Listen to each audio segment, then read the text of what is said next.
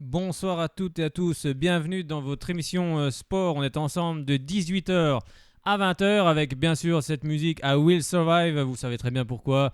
Ben oui, c'était en 98, mais maintenant on est en 2018 et 20 ans après, on a gagné la Coupe du Monde avec cette belle équipe de France.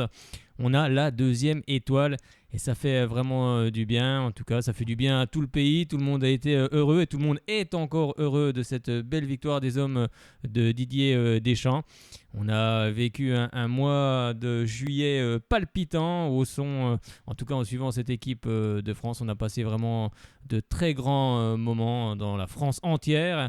Et c'est vrai qu'il y avait des fan zones un peu partout où les gens ont pu se rassembler, où tout le monde était en communion, en harmonie. Et c'est ça qui est quand même le plus important. Et c'est ça qui a fait du bien aussi à tout le monde dans ce mois de juillet. Et oui, on est champion du monde.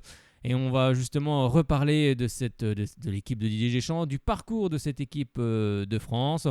On reviendra bien évidemment dans cette émission, on parlera de la page consacrée au Football Club Sochaux Montbéliard, votre club. On reviendra sur les matchs amicaux qu'on a pu suivre. On a pu en suivre la moitié avec Soyons Sport. On n'a pas pu suivre les trois autres, mais en tout cas, on était toujours présents. On parlera aussi également de ce qui va se passer des calendriers en National 2, National 3. En National 2, on aura l'ASM Belfort, Jura Sud Foot, LCA Pontarlier. Et en National 3, eh bien, on aura bien sûr le Racing Besançon, le Besançon Football, le FC Grand Villard qui arrive cette saison, qui est promu. On aura également le FC Morteau Montleban. Et puis, on va suivre toutes ces équipes. On parlera bien évidemment handball avec le SBF qui a repris l'entraînement et qui était en stage. Et on parlera également du grand Besançon, d'où handball. Donc, vous l'avez compris, on va refaire toute l'actualité sportive en Franche-Comté et parler de nos clubs régionaux. Mais en attendant, on va tout de suite commencer avec l'équipe de France, avec le parcours de cette équipe de France, un parcours dont le groupe était composé bien évidemment de la France, du Danemark, également du Pérou et de l'Australie. Et le premier match avait lieu le 16 juin. Et c'était face à l'Australie. On sait que les Australiens sont toujours une équipe pas forcément facile à manœuvrer. Et l'équipe de France a eu quand même du mal dans cette rencontre. Mais quand on regarde les matchs suivants, toutes les équipes ont eu beaucoup de mal à rentrer dans cette Coupe du Monde. Mais la France va s'imposer 2 buts à 1. Des buts signés Antoine Griezmann sur penalty à la 58e minute de jeu. Et c'est Jedinak qui va égaliser pour cette équipe australienne à la 62e minute de jeu suite à une main de Umtiti dans la surface. Et c'est finalement le but qui a été attribué à Behic, 80e contre son camp, l'Australien, alors qu'il était au contre avec Pogba. Et finalement, le ballon finit à l'intérieur des buts australiens.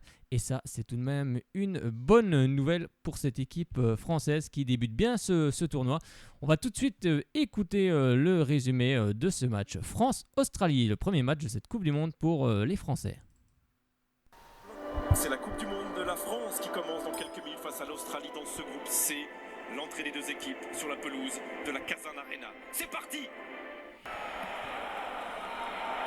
Dans le dos, c'est parti avec Kylian Mbappé! Et au premier poteau, c'est couvert, sorti par Matthew Ryan. Voilà l'explosivité qu'on attend. Il a réussi à prendre de vitesse toute la défense australienne. Il a cherché le premier poteau là. Là, on n'en est qu'à 0-0 à Kazan. Et Paul Pogba se présente face au mur et Ryan s'en saisit de ce ballon en deux temps.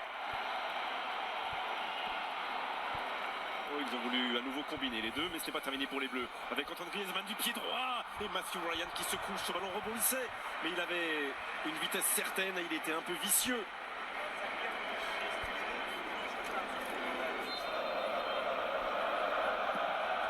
Encore une fois, ça retombe fort. Oh, et Golioris qui se couche et qui vient sauver les Bleus sur cette reprise au second poteau. La main ferme.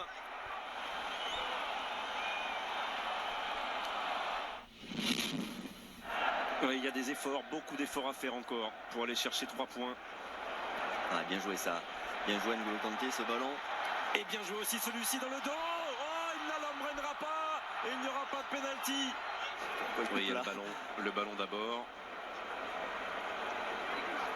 Et d'ailleurs, il y a intervention de l'assistance vidéo pour Monsieur Cunha pour cette situation. Ça fait partie des 3 cas bien précis pour lesquels il peut y avoir l'assistance vidéo. Alors c'est qu'il a été prévenu, lui, dans sa première décision, n'avait rien donné. Est-ce que l'assistance vidéo, dans un deuxième temps... Alors dans un premier temps, il touche, me semble-t-il, le ballon, mais après, par contre, il y a un petit crochetage sur Antoine Griezmann. De dire que l'arbitrage vidéo attend un penalty. Et ben voilà la première conséquence de l'assistance vidéo à l'arbitrage.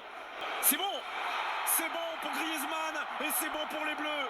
Et ça fait 1-0 et on respire un tout petit peu mieux. Qu'est-ce qu'il les frappe bien ces pénaltys depuis pratiquement toujours Antoine Griezmann. Oh là là, qu'est-ce qu'il demande là? Ouais, penalty. Mais oui. Il a pas à faire ce geste-là, Samuel Umtiti. Allez Hugo, c'est le moment de sortir l'arrêt qu'il faut. Ouais. Mais non. Le contre-pied parfait, réussi par le capitaine australien partout. La tête basse. Contre-pied parfait. Il y a tellement de monde en plus. Et ils sont tellement disciplinés. Ils sont 4-5 et ils ressortent tout de suite. Ça c'est bien joué. Giroud Pogba. But. Évidemment qu'elle a franchi la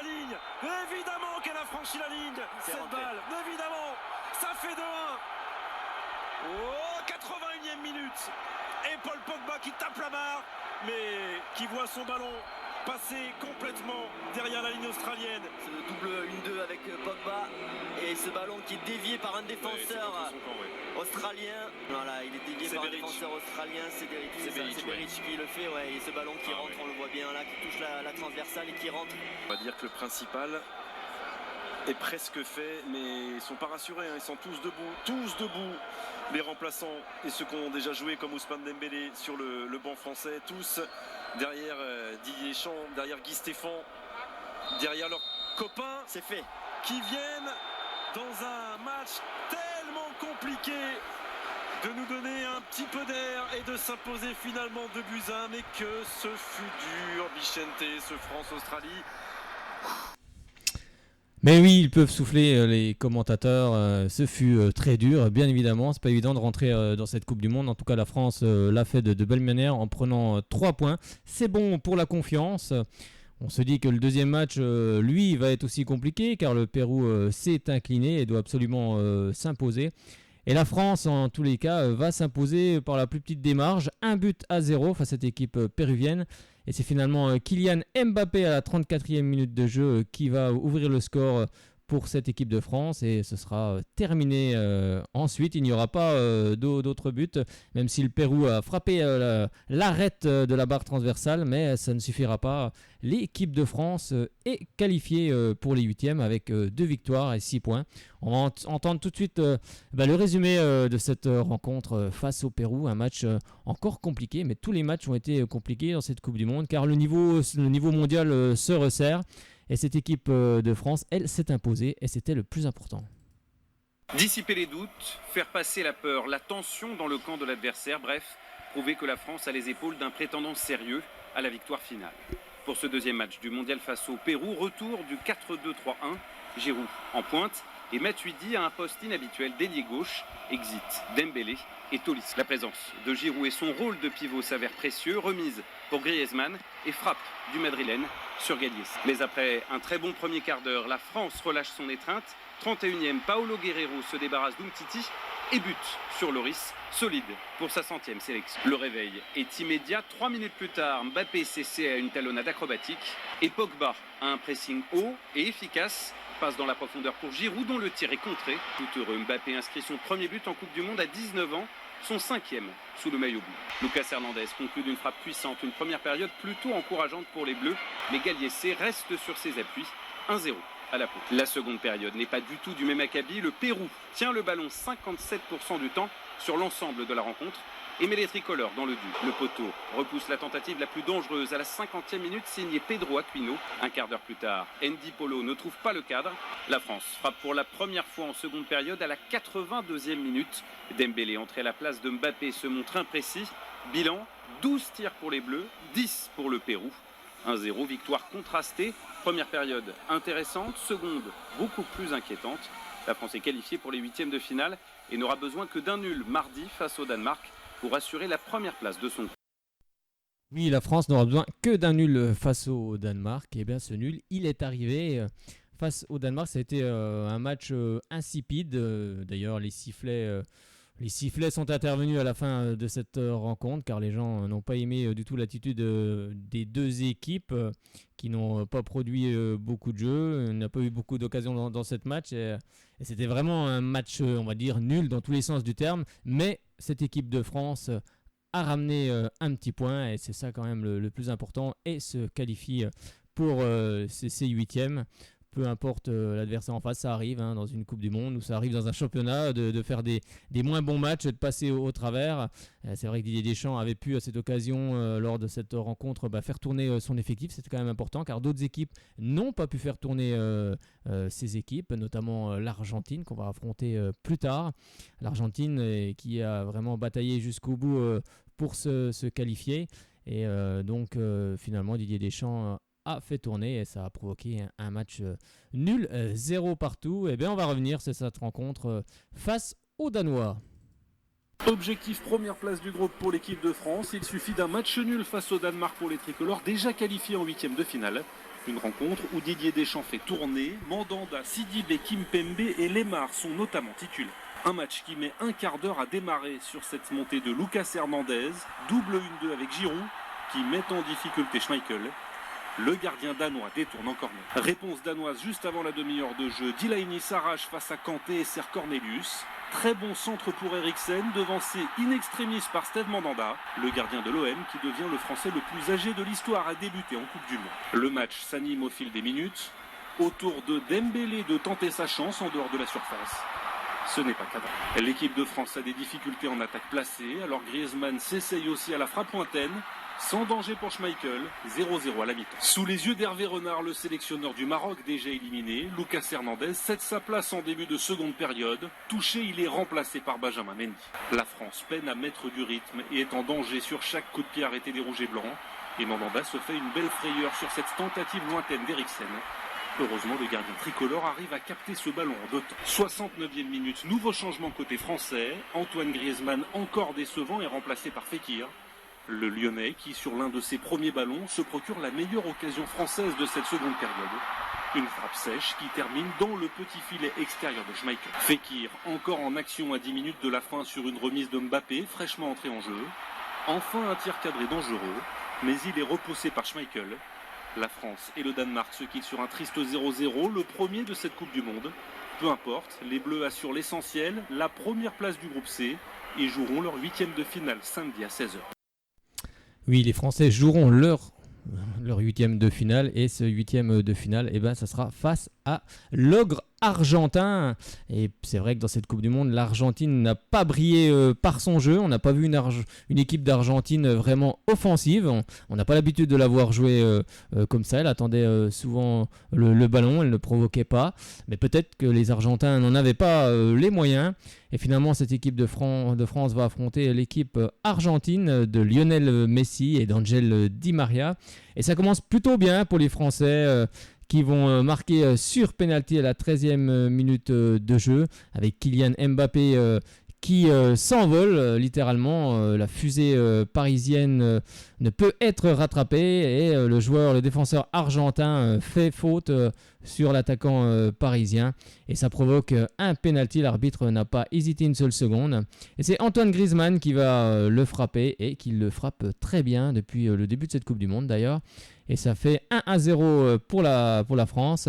Et c'est finalement l'autre joueur parisien, Angel Di Maria, le milieu de terrain, qui lui va décocher une frappe du pied gauche à la 41e minute de jeu où le Hugo Lloris ne peut absolument rien faire. Une frappe imparable, une très belle frappe d'ailleurs. Et finalement, l'équipe d'Argentine à la mi-temps revient à égalité. Et en seconde période, dès le début de cette seconde période, à la 48e minute de jeu, c'est Mercado qui va, avec beaucoup de réussite, contrer un ballon. Et ça, finalement, ça finit au fond des filets d'Hugo Lloris et ça fait 2-1. On se dit que l'équipe de France est mal barrée, mais pourtant elle fait du jeu. Elle essaye de faire déjouer son adversaire et c'est finalement Benjamin Pavard à la 57e minute de jeu qui décoche une frappe. Il n'y a pas d'autre mot, splendide, magnifique, superbe. Tous les superlatifs vont me manquer. Elle finit en pleine lucarne. Un joueur dont on ignorait l'existence il y a 8 mois. Un peu comme Lucas Hernandez, deux joueurs que Didier Deschamps a fait venir dans cette équipe de France.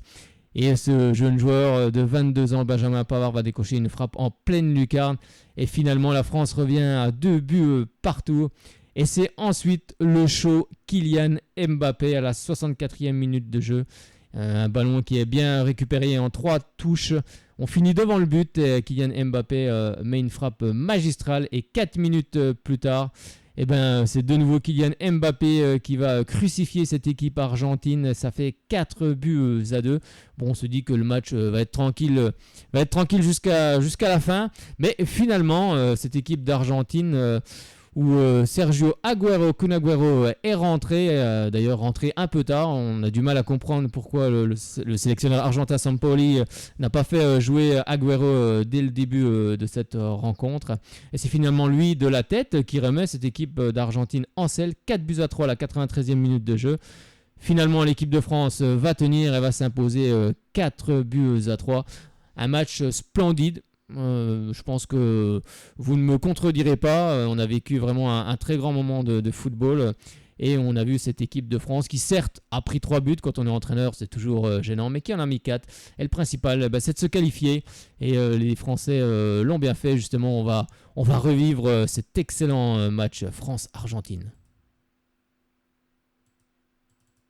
France-Argentine, premier 8e de finale de la Coupe du Monde. Pour ce choc, Didier Deschamps aligne le même 11 que face au Pérou, Matuidi à gauche et une attaque Mbappé, Griezmann, Giroud. L'Argentine, elle, se passe d'Agüero, Higuaín et Dybala sur le banc, Messi joue en pointe. Après un round d'observation, la première occasion est tricolore. Coup franc signé Antoine Griezmann, le tir du numéro 7 français échoue sur la barre de Franco Armani, mais la France est bien partie dans cette rencontre. La preuve, 2 minutes plus tard, perte de balle argentine dans le camp français. Kylian Mbappé s'empare du ballon et place une accélération dont il a le secret. La défense albicéleste est dépassée. Roro est contraint d'arrêter illicitement la fusée parisienne. Penalty. Griezmann, déjà buteur dans cet exercice contre l'Australie, se charge de le tirer. 1-0 pour la France au quart d'heure de jeu. Les Français continuent d'appuyer là où ça fait mal, la vitesse d'Mbappé. Pogba trouve le numéro 10 français. Mbappé est fauché à la limite de la surface. Malheureusement, Pogba sur le coup franc enlève trop sa frappe. L'Argentine est inoffensive, seul un exploit peut les remettre dans la partie. L'exploit, le voici. André Di Maria a toute la liberté de décocher une frappe à 25 mètres. Elle est superbe. Hugo Lloris est battu, l'Argentine revient à 1 partout grâce aux joueurs du Paris Saint-Germain. Tout est à refaire en deuxième mi-temps. C'est même pire que ça, car dès le début de la seconde période, Mercado est très heureux de contrer une frappe de Lionel Messi. Lloris est pris à contre-pied, c'est l'Argentine qui mène désormais 2-1. Mais c'était sans compter sur Benjamin Pavard. L'arrière droit reprend à l'instinct un centre fuyant d'Hernandez. 2-2 grâce à cette inspiration géniale du défenseur de Stuttgart, qui est le demi-volée de Pavard. En toute logique, la France reprend confiance, Kylian Mbappé surtout. Enchaînement d'école de l'ancien monégasque, crochet pied droit, frappe pied gauche. Le ballon transperce Armani, 3-2 pour l'équipe de France. Et même 4-2 dans la foulée, toujours Kylian Mbappé à la conclusion d'un superbe mouvement collectif. Les Français, emmenés par Mbappé des grands jours, sont en train de surclasser une sélection argentine moribonde. Dernier coup d'éclat d'un génie qui sort de la Coupe du Monde, l'offrande de Lionel Messi pour Agüero enfin rentré en jeu. 4-3, score final, au terme d'un match exceptionnel de la part des Bleus. Oui, un match exceptionnel de la part des Bleus qui s'impose 4-3 face à cette équipe d'Argentine. J'en ai même encore du mal à redonner le score tellement ce match a été magnifique de la part des Français, car c'est l'équipe de France qui est allée chercher cette équipe d'Argentine qui se contentait de faire tourner le ballon et de procéder en contre. Et c'est pas vraiment comme ça qu'on a vu l'équipe d'Argentine de ces dernières années, mais finalement, il faut penser que cette équipe d'Argentine n'avait pas les moyens de presser cette équipe de France.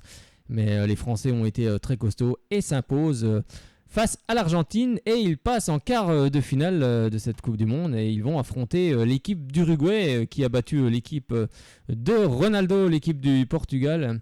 Et face à l'Uruguay, on se dit que ça peut faire mal également car cette équipe d'Uruguay est très costaud. Elle toujours à donner des petits coups à son adversaire, mais finalement cette équipe uruguayenne va devoir se passer de Cavani qui s'est fait mal lors du match contre le Portugal. D'ailleurs, il a mis un excellent but sur un beau centre de Suarez qui lui ne regarde absolument pas le but. Il sait où est son compère de l'attaque uruguayenne, Cavani, et il lui dépose le ballon sur la tête. Et c'est vrai que ces deux joueurs s'entendent bien. C'était un petit peu... on va dire que l'équipe uruguayenne, sans un de ces deux joueurs, ça devient forcément plus compliqué pour elle, car c'est un petit peu la colonne vertébrale de cette équipe de l'Uruguay. Mais finalement, la France va s'imposer 2-0. Un but sur corner à la 40e minute de jeu grâce à Raphaël Varane qui trompe tout le monde, surtout son défenseur. Et c'est finalement ensuite Antoine Griezmann d'une belle frappe sèche aux 25 mètres. Le gardien la détourne, mais dans ses propres filets à la 61e minute de jeu. Et ça fait 2-0. L'équipe de France va gérer cet avantage en se procurant des occasions, bien évidemment. Mais elle est restée très costaud et très en bloc jusqu'à la fin. Et elle va s'imposer 2-0. Je vous propose de réécouter justement le résumé de cette rencontre contre l'équipe d'Uruguay de Suarez. Uruguay, France, deux anciens vainqueurs face à face cette fois pour une place en demi-finale. Les Sud-Américains font sans Cavani, touché contre le Portugal en 8e, c'est Stuani qui le supplée. Didier Deschamps, lui, a choisi Tolisso pour remplacer Matuidi, suspendu. Sans surprise, cette rencontre est engagée, un peu trop par moment. Viril à la limite du correct. Hernandez, le Français réputé le plus rugueux, est plusieurs fois la victime de fautes uruguayennes. La première grosse occasion est pour Mbappé, héros du match face à l'Argentine avec un doublé et un pénalty provoqué. Cette fois, il saute trop tôt alors qu'il était tout seul sur cette remise de Giroud. Timide réplique signée Mathias Vecino sur une frappe du droit. Les Bleus réalisent une assez bonne première période, elle devient excellente à la 40e minute. Coup franc de Griezmann, Varane coupe la trajectoire et trompe Muslera. 1-0 pour la France. Il devance Stuani pour inscrire son 3e but en sélection. Le capitaine des Bleus, Hugo Lloris, a les yeux rivés sur le ballon, quitte à ne plus voir ce qu'il se passe autour, mais c'est une bonne chose. Le portier de Tottenham sort l'un des plus beaux arrêts de ce mondial juste avant la pause, sur une tête de Cáceres. Cette action ressemblait étrangement à celle du but français. On en reste là, à la mi-temps Uruguay 0, France 1. La deuxième moitié du match est beaucoup plus calme. 61e minute, Pogba avale le terrain à grandes enjambées. Il sert Tolisso qui donne à Griezmann. Le Madrilène frappe et Muslera commet une faute de main. Les Bleus font le break, 2 tirs cadrés et 2 buts, c'est le 23e en équipe de France d'Antoine Griezmann. Privé de son avant-centre vedette Edinson Cavani, l'Uruguay n'a jamais su se montrer dangereux dans cette partie. Jiménez craque même avant la fin. Son équipier à l'Atlético Madrid, Griezmann place un dernier coup franc au-dessus avant d'être remplacé par Fekir. 2-0, la France bat l'Uruguay pour la première fois en Coupe du Monde et s'offre un billet pour le dernier carré. Un billet pour le dernier carré, et oui, le dernier carré, c'est face à la Belgique. La Belgique qui réalise une très belle Coupe du Monde avec des joueurs comme Hazard, De Bruyne. J'espère que je l'ai bien prononcé parce que j'en connais un qui va me faire des gros yeux. De Bruyne, j'espère que la prononciation est bonne. Je pense que nos amis belges ne manqueront pas de me le dire. Et c'est vrai que ce sont des joueurs, de très bons joueurs. Cette équipe de Belgique qui a battu le Brésil, elle est restée quand même longtemps derrière contre les Brésiliens à subir, mais le but c'est de se qualifier et ils ont réussi à battre l'équipe du Brésil. Et là cette fois-ci ils vont affronter justement cette équipe de France. Un match qui a été costaud de la part des Français, mais les Belges ont su se montrer en tout cas très dangereux dans cette partie. Mais le principal, c'est toujours la même chose, c'est de se qualifier et de passer en Coupe du Monde. Et c'est finalement c'est ce que va faire la France en s'imposant 1-0 sur un corner et une belle tête de Samuel Umtiti à la 51e minute de jeu. Et qui va tromper le gardien belge Thibaut Courtois, qui lui aussi a fait un très beau mondial. D'ailleurs, à l'issue de cette rencontre, les Belges n'ont pas été, on va dire, très fair-play, en tout cas les joueurs belges. en disant que l'équipe de France n'avait pas forcément un beau jeu. Ils préféraient en tout cas certains gagner avec une autre équipe, mais en tous les cas cette équipe de France, elle l'a gagné, elle est passée et en tout cas elle se qualifiait pour la finale. Et c'est vrai qu'après, c'est sûr, quand on perd cette rencontre, c'est vrai que Thibaut Courtois a eu des mots quand même, on va dire, pas très sympas envers cette équipe de France à l'issue de cette rencontre. On peut comprendre tout à fait la déception du gardien de Chelsea, mais en tous les cas, cette équipe de France, elle s'est qualifiée. Et comme l'a dit très bien Antoine Griezmann en conférence de presse, moi, le jeu moche, je m'en fiche. Ce que je veux, c'est la 2e étoile. Et il a entièrement raison. Après, il faut avoir aussi l'équipe pour faire du beau jeu. Mais faire du beau jeu et ne pas gagner, ça ne sert à rien du tout non plus. C'est bien beau. La possession de balles, c'est vrai que comme les Espagnols, on peut citer les Espagnols, c'est vrai qu'ils ont fait tourner beaucoup le ballon. Mais à un moment donné, il faut aussi attaquer et aller vers le but. La possession, c'est une chose, mais dominer, comme on dit toujours, n'est pas gagner. Et cette équipe de France, elle ne dominait peut-être pas, mais en tout cas, elle gagne ses rencontres et c'est ça le plus important. Et cette fois-ci, elle est en finale face à l'équipe de Croatie. L'équipe de Croatie qui, lors de ces 2 dernières rencontres, a en tout cas fini au tir au but. Alors on se dit qu'elle est peut-être fatiguée, qu'elle va peut-être avoir du mal, mais non, pas du tout. C'est une équipe croate très technique. Elle est très belle à voir jouer, mais elle manque, je pense, après vous allez me dire ce que vous en pensez, elle manque de joueurs qui accélèrent le jeu comme Perisic qu'on a bien connu du côté du Football Club Sochaux-Montbéliard. En tout cas, ça m'a fait vraiment plaisir, je pense à tous les Sochaliens, de le revoir, car je me souviens de lui, par exemple, lors d'un match amical, c'était du côté de Tavo, il avait tout juste 18 ans. Et le revoir comme ça en Coupe du Monde, et en plus lors de cette finale, il nous a mis un très beau but. Mais on n'en est pas encore là. On va parler déjà de la Belgique, de ce qui s'est passé face aux Belges, notamment d'Eden Hazard, qui pour moi a été un des meilleurs joueurs de cette Coupe du Monde. Et on va écouter tout de suite le résumé de cette rencontre entre la France et la Belgique. Le stade de Saint-Pétersbourg, dans ses habits de gala, 67 000 spectateurs, les yeux rivés sur ce France-Belgique, première demi-finale de ce mondial russe. Un duel entre pays voisins avec un unique objectif, aller disputer le match d'une vie, dimanche à Moscou, en finale de Coupe du Monde. 2 formations qui se respectent, se connaissent, à l'image de cette accolade entre Thierry Henry, entraîneur adjoint des Belges, et son ancien coéquipier chez les Bleus, désormais sélectionneur Didier Deschamps. Un premier quart d'heure sous forme de round d'observation. Les Belges sont les premiers à se mettre en évidence par l'intermédiaire de leur capitaine Eden Hazard. La frappe du joueur de Chelsea ne trouve toutefois pas le cadre d'Hugo Lloris. Cadre que son partenaire Toby Alderweireld va lui trouver quelques minutes plus tard. Malheureusement pour le Diable Rouge, Hugo Lloris, son coéquipier à Tottenham, est sur la trajectoire. Superbe horizontale du gardien des Bleus. Réaction tricolore sur coup de pied arrêté. Benjamin Pavard, révélation de cette compétition, trouve Olivier Giroud dans la surface. Mais la tête de l'ancien gunner n'inquiète pas Thibaut Courtois. Les hommes de Didier Deschamps, qui au fil des minutes se font de plus en plus pressants. Illustration avec cette tentative de Benjamin Pavard, bien servi par Bappé. Le latéral de Stuttgart se présente face à Courtois. Mais le gardien belge, sur la lancée d'un très grand mondial, remporte son duel. Les 2 équipes regagnent le vestiaire sur un score nul et vierge. Une première période animée, mais sans vainqueur. L'entame de 2e va elle tout changer. On joue depuis 6 minutes quand le mètre 82 de Samuel Umtiti surgit. Tête imparable, Thibaut Courtois est battu.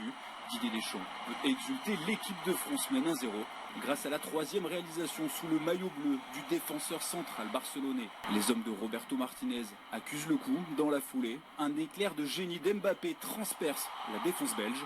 Talonnade opportuniste pour Olivier Giroud, mais l'attaquant de Chelsea ne parvient pas à concrétiser face à son partenaire de club. Le break est manqué. La France contrôle, gère le rythme tout en se montrant très solide défensivement. Seule alerte, cette lourde frappe de Witsel extérieure surface. Mais une nouvelle fois, Hugo Lloris est irréprochable. Dans les dernières minutes, les vagues rouges se succèdent pour tenter d'arracher une égalisation. Mais cette équipe tricolore, si jeune sur le papier, fait preuve d'une maturité exceptionnelle. Dans le temps additionnel, Courtois empêche même une nouvelle fois le 2e but en repoussant la frappe du nouvel entrant, Corentin Tolisso. Au coup de sifflet final de M. Cunha, la libération. 12 ans que le peuple français attendait cela. Les Bleus sont en finale de Coupe du Monde. Oui, les Bleus sont en finale de Coupe du Monde. D'ailleurs, un petit coucou à Romain Giancarlo et à Sissi qui viennent de se marier. C'était ce week-end, donc je leur adresse tous mes vœux de bonheur encore une fois. Ça a déjà été fait, mais je le refais en direct à la radio. Et j'espère qu'en tout cas qu'ils passent de très bonnes vacances. On continue. Oui, vous avez dû l'entendre, cette équipe de France est bien en finale de cette Coupe du Monde face à la Croatie qui s'est qualifiée et finalement ça va donner une belle finale avec une équipe de France qui a du mal à rentrer dans cette rencontre. Elle y est rentrée timidement. Par contre, l'équipe de Croatie elle est rentrée plus franchement dans ce match. D'ailleurs, on a eu peur car les premières occasions ont été croates dans cette partie. Mais c'est finalement sur un coup franc que Mario Mandzukic va dévier dans son camp à la 18e minute de jeu, sur un coup franc frappé par Antoine Griezmann. Bon, on se dit que la France part déjà bien, parce que c'est vrai que le début du match n'a pas été à l'avantage des Français. Mais finalement, cette équipe de France commence à la 18e minute de jeu par un but à 0. Ensuite, les Croates vont égaliser dans cette rencontre grâce justement à l'ex-joueur du Football Club Sochaux-Montbéliard, Ivan Perisic. On en avait parlé, j'en ai déjà parlé tout à l'heure. C'est vrai que Gillot, à l'époque, Francis Gillot n'avait pas cru en ce joueur. Et en tout cas, on connaît ensuite son expérience. Il est passé par la Belgique, il est parti du côté du Borussia Dortmund. Et aujourd'hui, il fait les beaux jours de l'Inter Milan. Un très très très bon joueur. Et c'est vrai qu'il a un pouvoir d'accélération et une technique hors norme, comme tous les Croates. Il faut dire que cette équipe est vraiment au-dessus du lot techniquement. Mais il faut aussi marquer des buts. Et c'est finalement Perisic à la 28e minute de jeu qui va égaliser pour cette équipe croate. On va dire que c'est normal. L'égalisation est logique, tant cette équipe de Croatie avait fait bonne impression dans cette première mi-temps.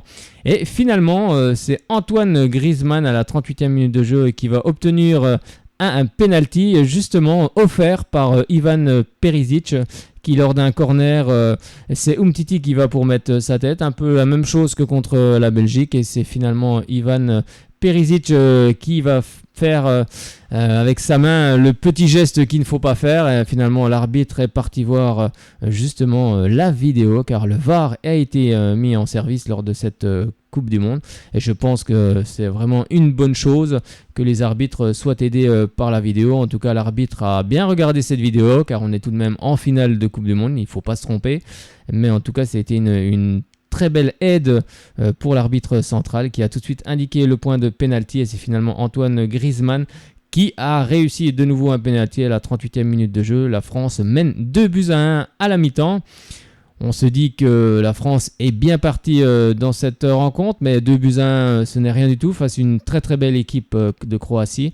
Et finalement, Paul Pogba, à la 59e minute de jeu, va frapper une première fois. Et finalement, les joueurs croates se retournent tous. Le ballon revient justement sur Paul Pogba, qui lui enchaîne une deuxième frappe. Le gardien est masqué, il part du mauvais côté. Il essaie de revenir, mais c'est trop tard. La balle est au fond du filet.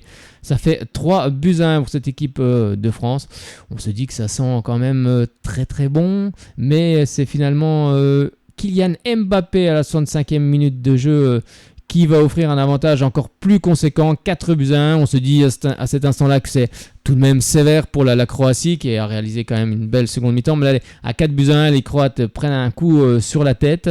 Et finalement, c'est Mario Mandzukic qui, à la 69e minute de jeu, réduit le score sur une grosse boulette de Hugo Lloris, qui veut essayer le défenseur, je crois que c'est Samuel Umtiti de mémoire, qui lui remet le ballon. Mandzukic, lui, est au pressing du gardien français Hugo Lloris.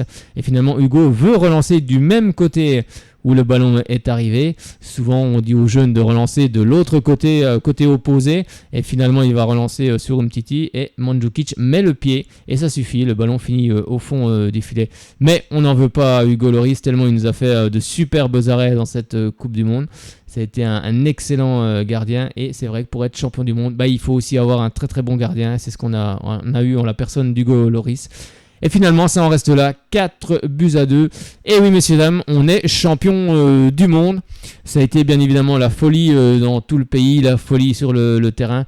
Personne n'aurait misé un copec sur cette équipe de France. Il est vrai que Didier Deschamps a été décrié dans cette Coupe du Monde bien avant. Depuis quelques années maintenant, certains l'ont critiqué, c'est sûr. Pas du beau jeu, c'est sûr. On ne peut pas toujours produire du beau jeu. Mais ce qui compte, c'est surtout d'avoir cette deuxième étoile sur le maillot français. Didier Deschamps a bâti une équipe pour être championne du monde, pas forcément pour faire du beau jeu.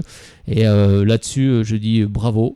Bravo à Didier Deschamps qui a su en tous les cas fédérer cette équipe. On se rappelle aussi des propos de Paul Pogba, par exemple dans France Football, où il avait dit, moi j'ai envie d'être un peu le chef. Il ne l'avait pas dit dans ces mots, mais ça voulait dire ça. Et c'est vrai que Didier Deschamps leur a donné des responsabilités, que ce soit à lui et Antoine Griezmann, de conduire justement le bus. Il leur a donné les clés du bus et de le conduire à bon port. Et c'est bien parce qu'on a vu un autre Paul Pogba dans cette compétition qui a eu un peu de mal au début, comme beaucoup d'équipes et beaucoup de joueurs, et qui ensuite est monté en puissance tout le long du tournoi pour faire une très belle finale. Et finalement, la France s'impose 4-2.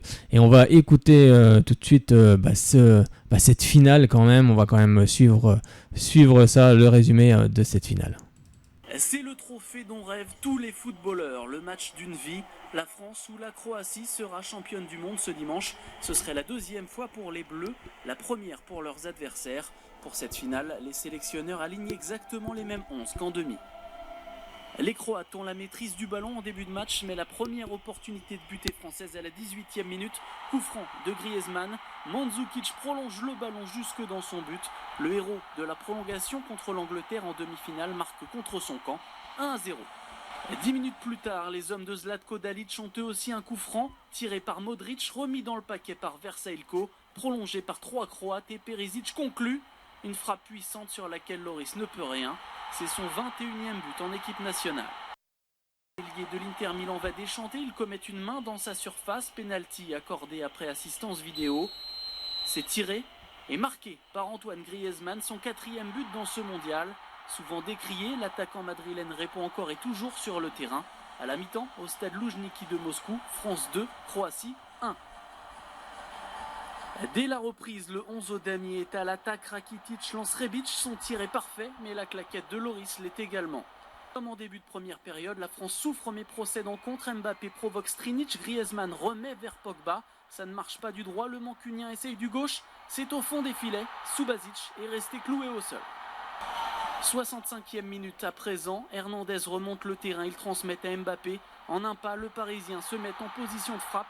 C'est le but du chaos, son 4e à lui aussi dans cette Coupe du Monde, 4-1 désormais.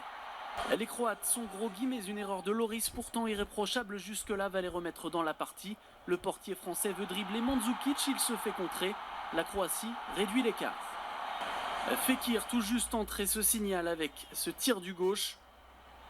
Il ne se passera plus rien au terme d'une finale spectaculaire, la plus prolifique depuis 60 ans. La France est à nouveau championne du monde. Zidane, Deschamps et les autres se sont trouvés des successeurs. Oui, ils se sont trouvés des successeurs et surtout des jeunes successeurs quand on voit en tous les cas l'âge qu'ont certains joueurs comme Lucas Hernandez, comme Benjamin Pavard. Eh bien, on peut se dire que cette équipe, ou Raphaël Varane ou encore bien d'autres, on peut se dire que cette équipe de France, eh bien, elle va aller loin. Et quand on voit Kylian Mbappé, 19 ans, est déjà champion du monde. Dans 4 ans, il aura 23 ans. Donc, il faut quand même signaler que la prochaine Coupe du Monde aura lieu au Qatar et ça sera en plein hiver. Donc on mangera du Mont d'Or en espérant voir cette équipe de France défendre son titre en finale. C'est vrai que c'est jamais simple de la remporter 2 fois de suite, mais c'est vrai que cette équipe de France, elle est très jeune et ça laisse augurer de bonnes choses pour l'avenir. Et à la tête, bien sûr, Didier Deschamps sera toujours là. Beaucoup, le nom de Zinedine Zidane circule, mais comment pourrait-on enlever Didier Deschamps après nous avoir fait gagner la Coupe du Monde? Et c'est Didier Deschamps qui mènera justement également aussi cette équipe durant l'Euro 2020. Eh bien justement, je vous propose de l'écouter, d'écouter la réaction de Didier Deschamps après cette rencontre. Alors je sais qu'il y a peut-être des petits problèmes de son car ce soir, une fois encore, il y a des soucis, on a des soucis. Bon, c'est la reprise, donc forcément les instruments ne sont pas encore chauds.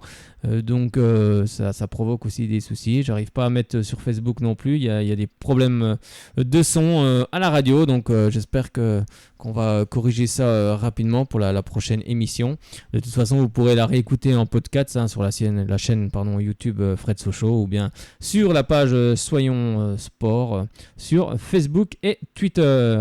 Vous êtes toujours sur Radio Shalom Besançon. Il est 18h43, elle est pratiquement 45.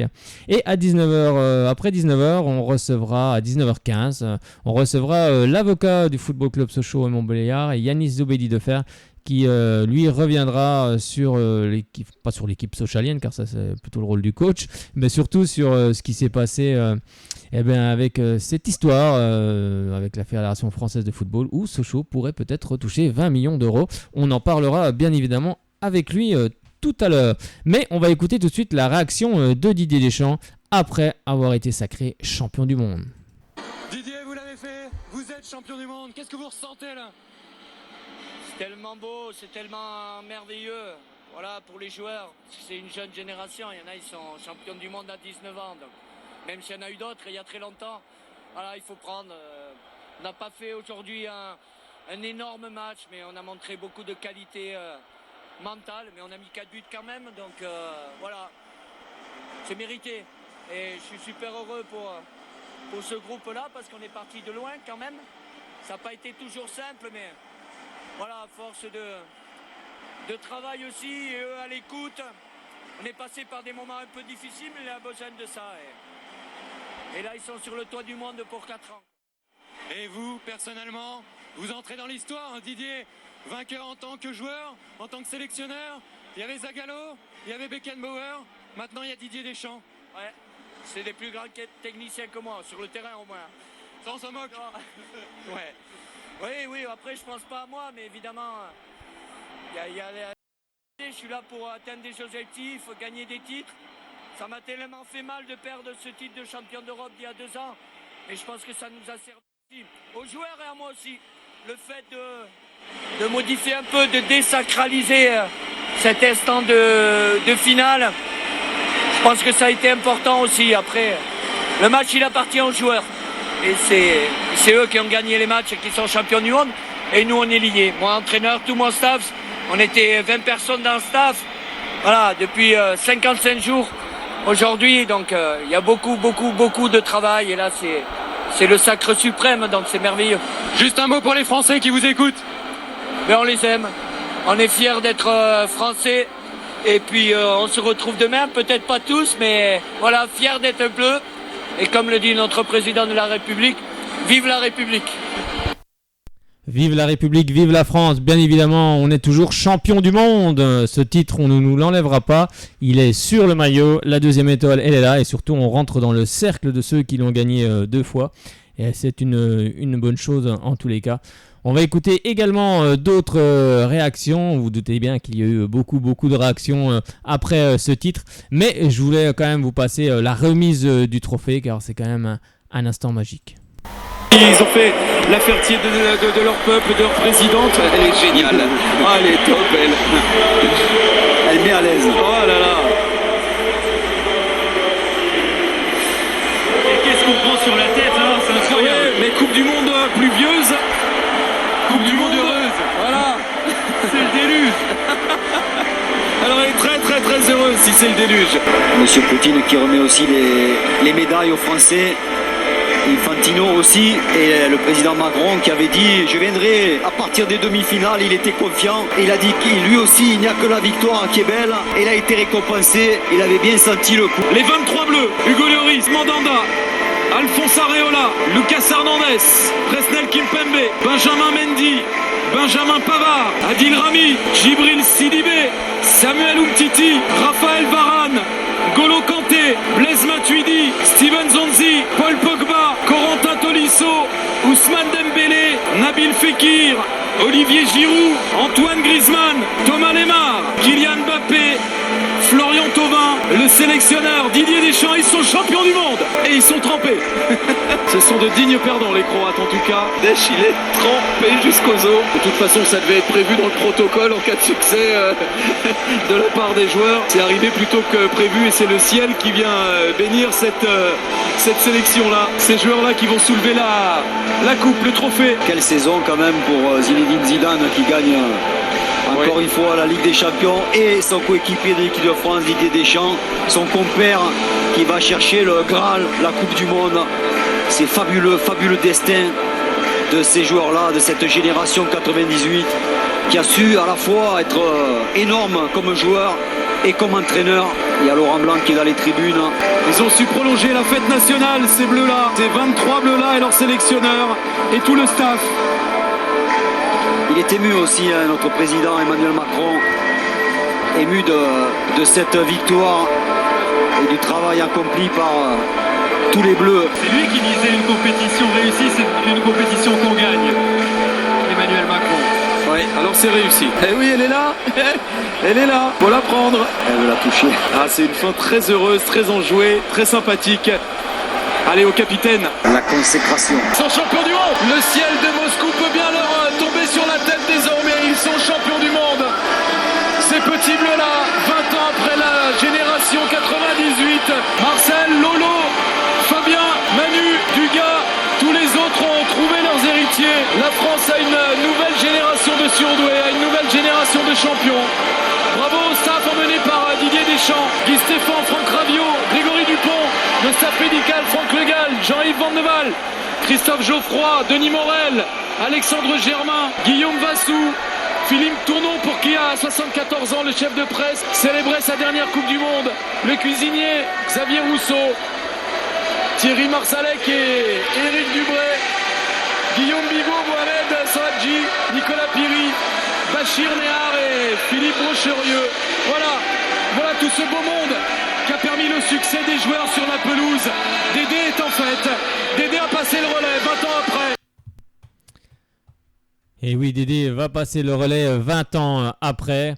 20 ans après cette Coupe du Monde en 1998 où l'équipe de Zinedine Zidane a été sacrée championne du monde pour la première fois. Et j'ai eu la chance de vivre cette Coupe du Monde de l'intérieur, on va dire, j'étais sur la région parisienne, donc forcément on a suivi cette Coupe du Monde.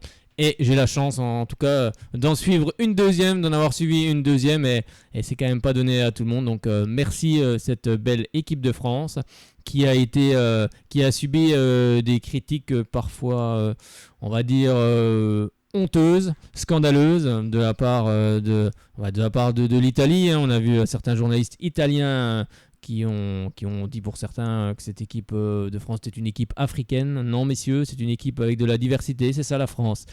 C'est la diversité et c'est ça qui nous permet en tous les cas d'avoir une France unie et on en est très fiers. Donc tous ces propos ont été quand même scandaleux.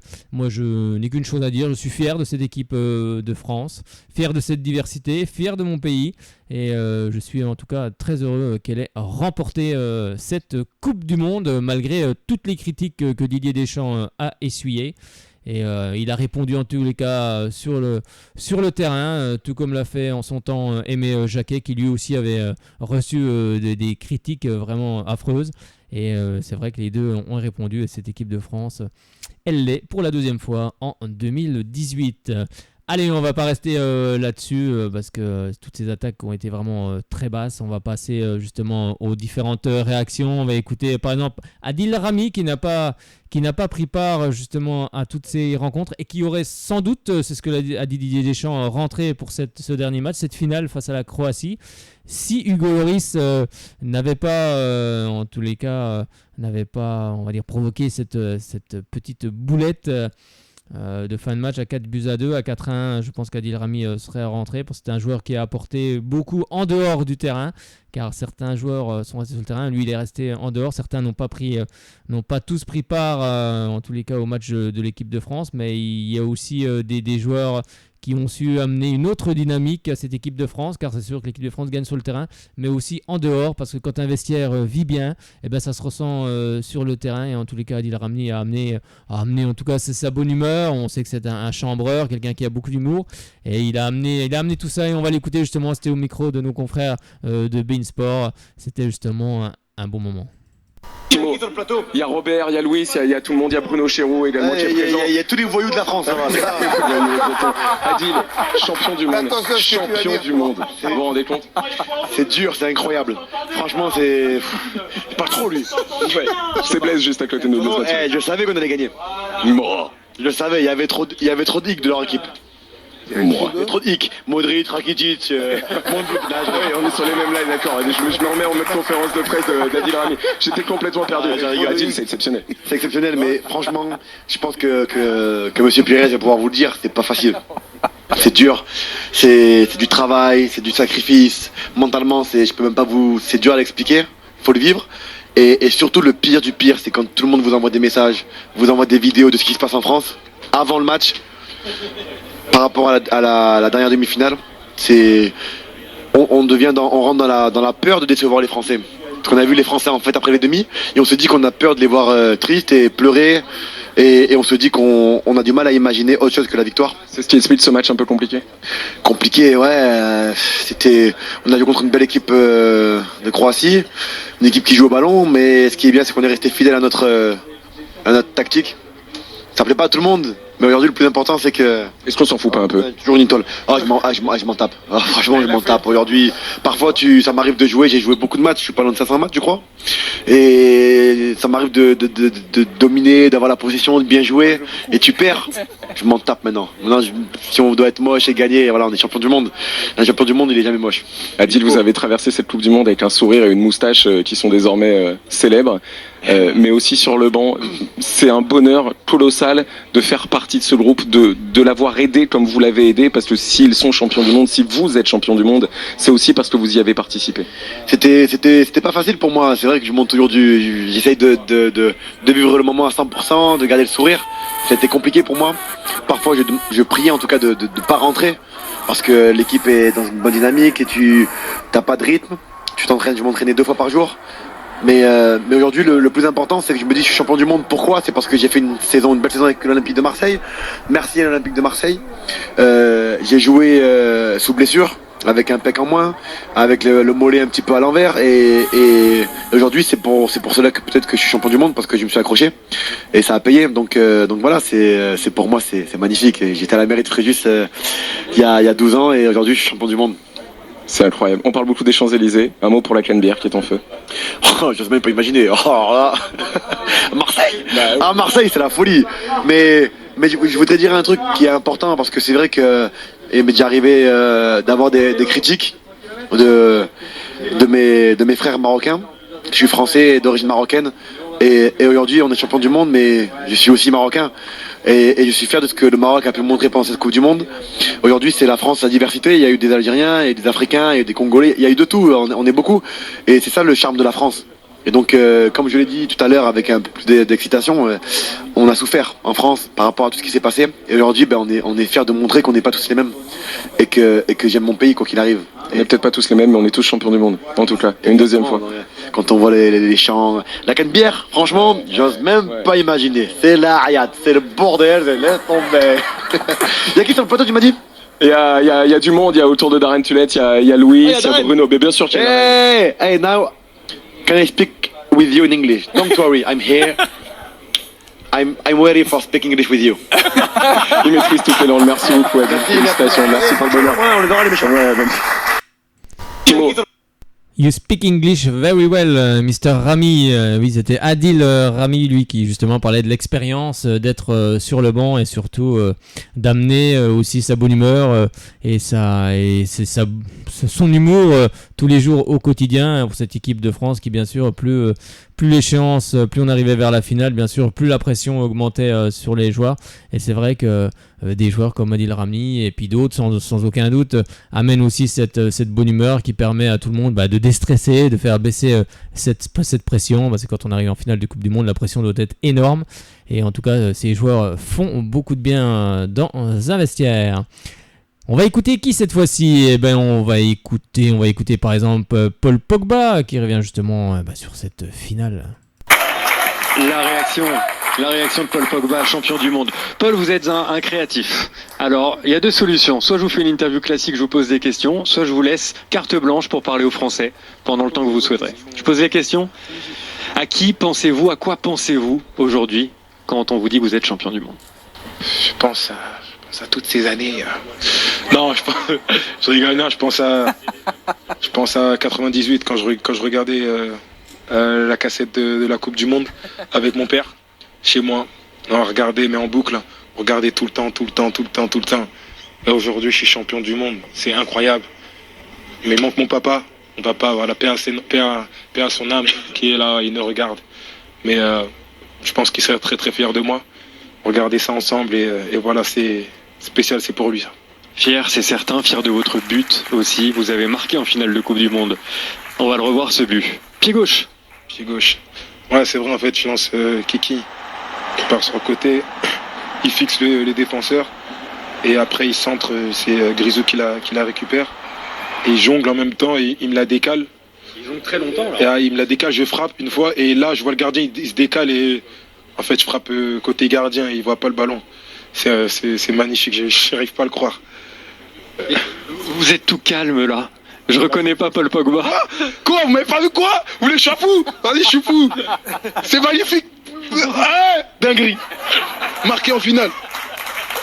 Non, le petit pas là. Ah là, c'est fou. C'est fou, c'est magnifique. C'est à vie, on est dans l'histoire. On est dans l'histoire. Me secouez pas comme ça, me secouez pas. Non mais Paul, une dernière question. Didier Deschamps, vos copains là, vous avez envie de leur dire quoi là ? C'est de l'amour ? À qui ? À vos copains là, vos 22 partenaires, votre coach, le staff là. Franchement, j'ai parlé avec eux. J'ai dit, avant le match, faites-moi gagner, faites-moi rêver. Faites-moi réaliser mon rêve. Et ils l'ont fait aujourd'hui. Je remercie tout le monde, tout le groupe. Tout le groupe, tout le monde. Le staff, jusqu'au kitman. Ils ont bossé, on était là ensemble, on a charbonné ensemble, on a jobé ensemble. Et voilà, aujourd'hui, le résultat, il a payé. Voilà, on est vraiment tous fiers. On est tous fiers de représenter notre pays. Tous, vous avez vu, c'est coloré, la France c'est coloré, c'est magnifique, c'est beau, il y a ça de belles couleurs et on représente ça avec fierté. Tu m'as broyé l'épaule. Hein. Pardon. À demain sur les champs. Merci ça. Oui, c'était Paul Pogba qui rendait hommage à son papa et on est certain que son papa doit être très fier de lui avec ce titre de champion du monde, lui qui regardait souvent, comme il le disait, cette Coupe du Monde de 1998 et en tous les cas il est certain que son papa doit être très fier de là où il nous regarde.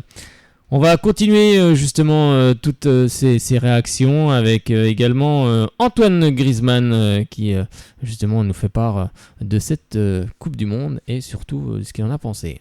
Il est là Antoine avec une boisson non alcoolisée mais qui permet de se détendre un peu. C'est la fête ce soir. Ouais, c'est la fête, faut en profiter.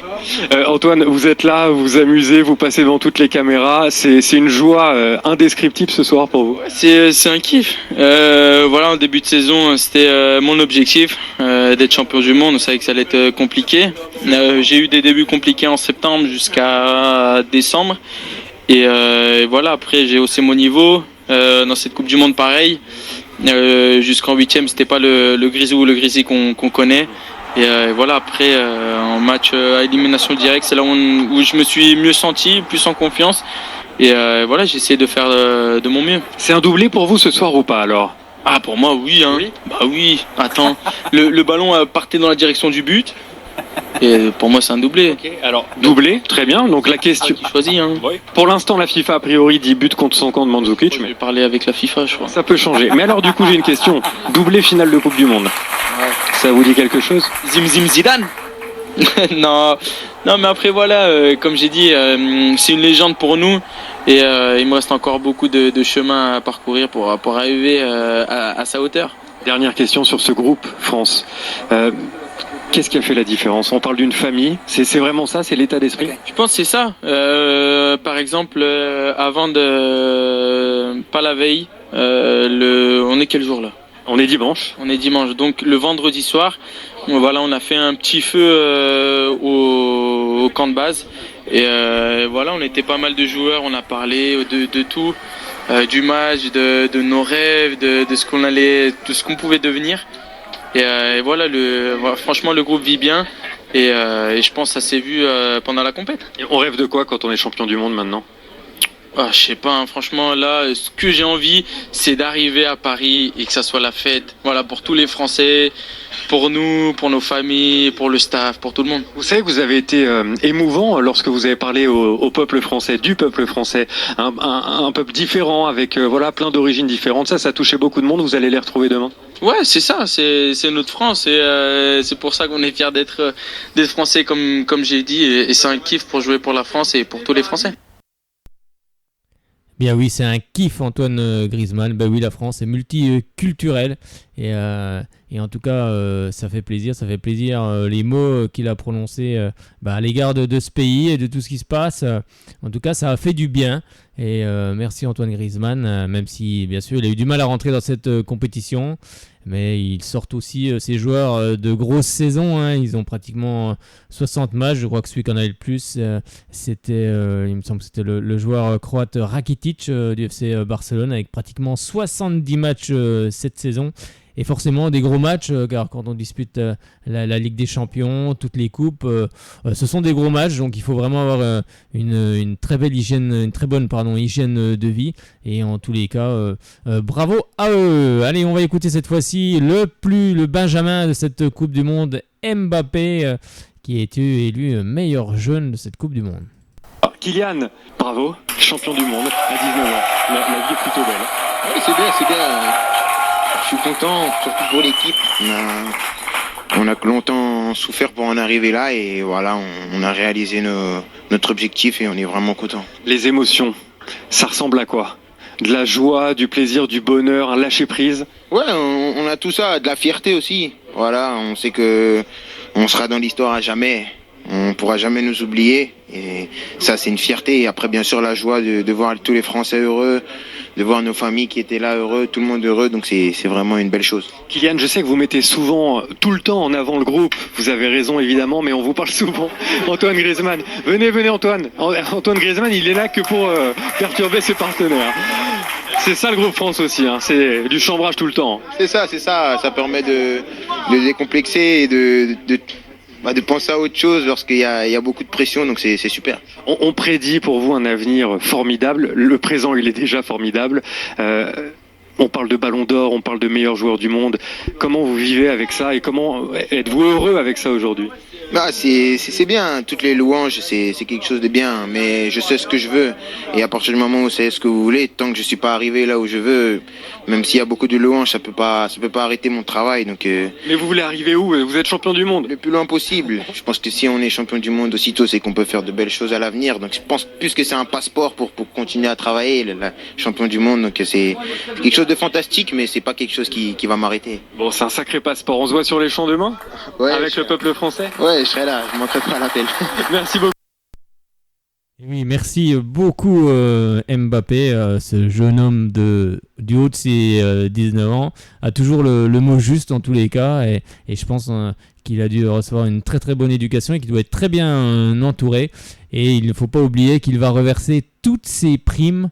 Écoutez bien, toutes les primes qu'il a remportées en équipe de France iront dans des associations, donc notamment une association pour les enfants hospitalisés, car il avait visité, on en avait parlé ici dans cette émission, un hôpital où il y a des enfants hospitalisés, malades, et il va reverser toutes les primes qu'il a reçues lors de cette Coupe du Monde à cette association et à d'autres associations dans le futur. Et c'est vrai que d'autres joueurs en équipe de France, voyons ça, ont dû se dire nous aussi on va reverser, je crois qu'ils vont reverser 30 à 40% de leurs primes, les autres joueurs, à différentes associations.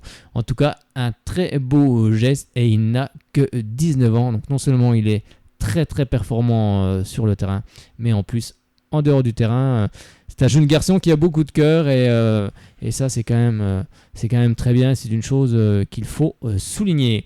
Allez, on va partir avec Lucas Hernandez, qui connaît bien le FC Grand Villard, car je crois qu'il a son grand-père ou son oncle.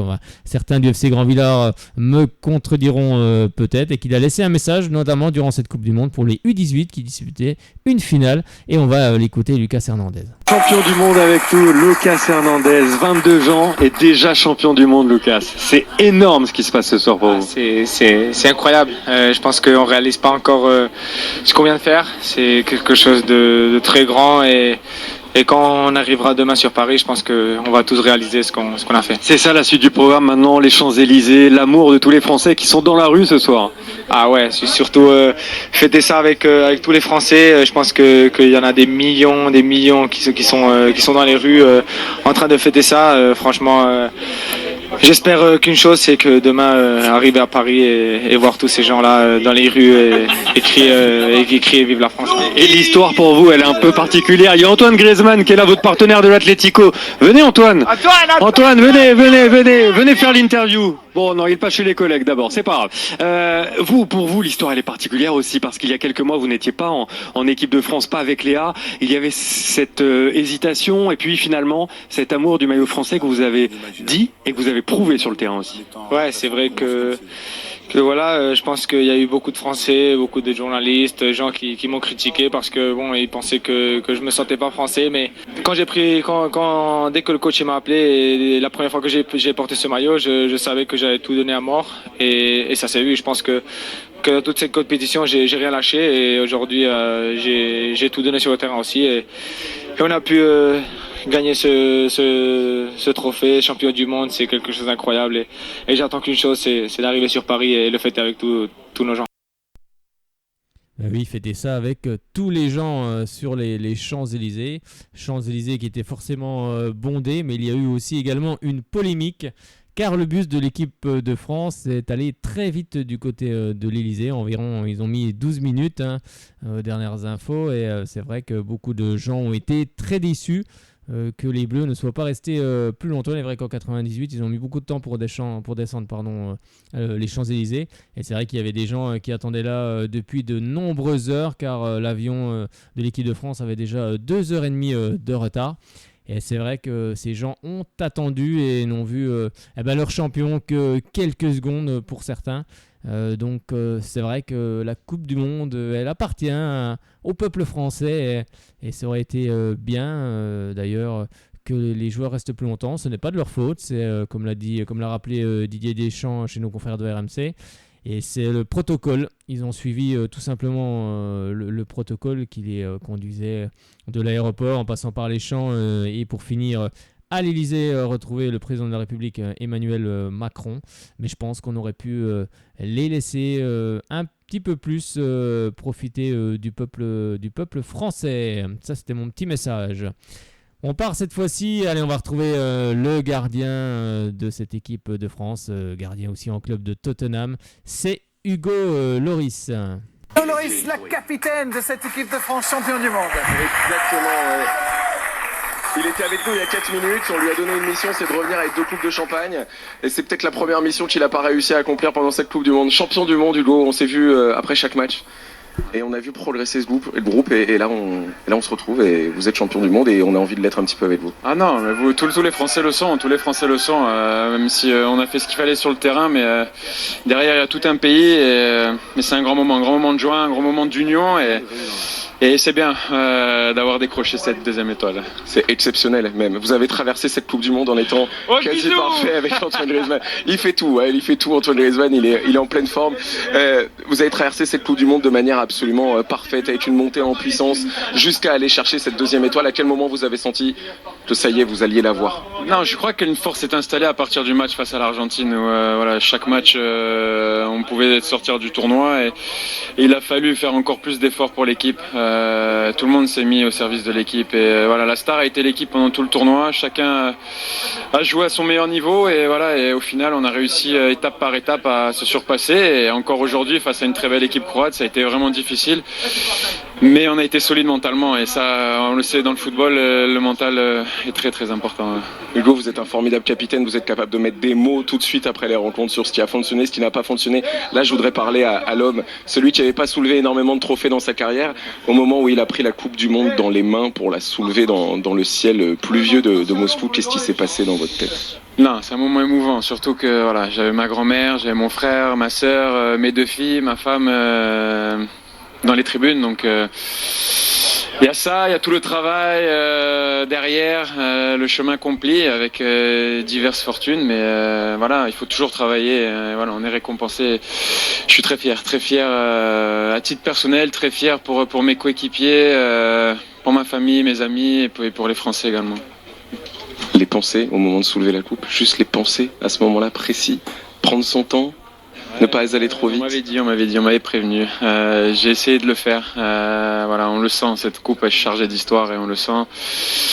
C'est un privilège de pouvoir la brandir le premier. Voilà, c'était un grand moment à titre personnel et puis après de voir tous mes coéquipiers dans cet état, c'est pour ça qu'on joue au football et on a été récompensé de nos efforts et voilà, c'est bien également pour le football français de revenir au summum. Ça pleure partout en France, Hugo, là, ça pleure partout en France. On va s'en rendre compte encore plus demain lorsqu'on sera sur Paris.